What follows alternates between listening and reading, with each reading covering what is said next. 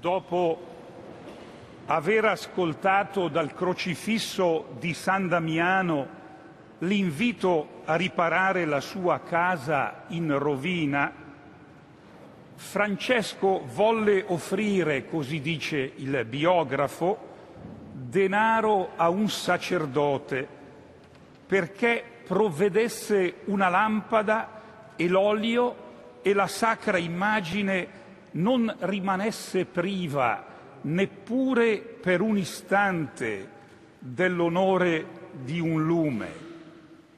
Eminenze, eccellenze, ministri generali, autorità civili e militari, signor Ministro rappresentante del Governo, carissimi fratelli e sorelle in Cristo Gesù, qui presenti e che ci seguite da lontano.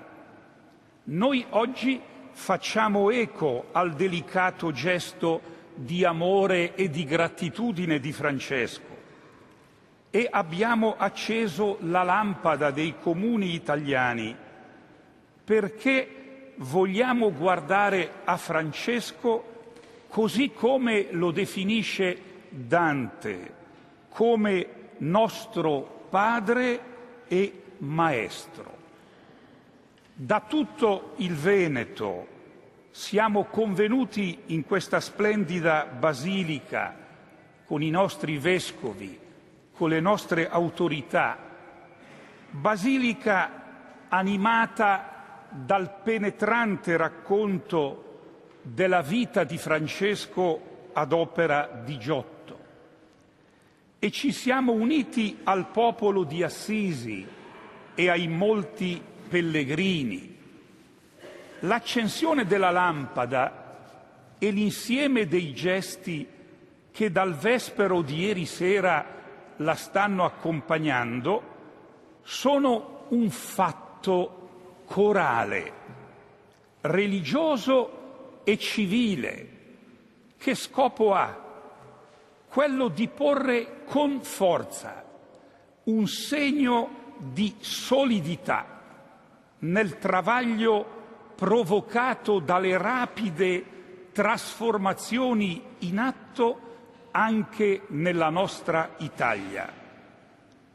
Tutti i fondamentali che hanno per secoli regolato l'umana convivenza sono oggi interrogati, messi in questione. È un dato di fatto.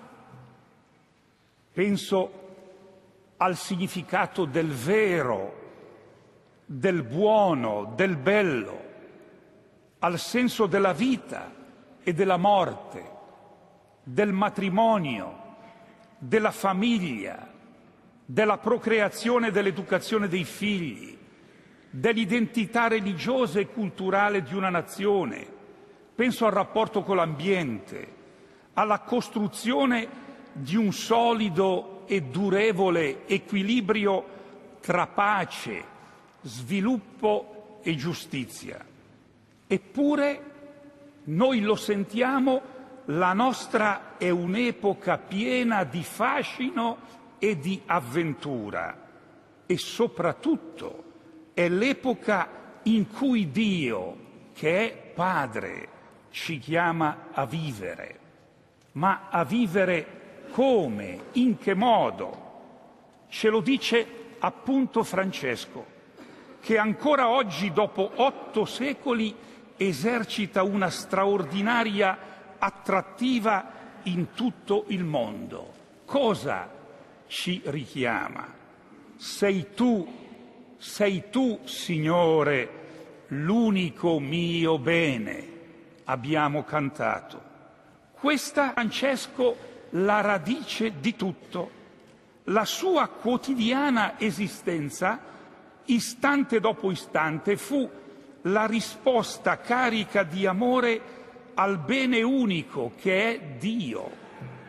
E lo si vede chiaramente da come ha vissuto la sua morte.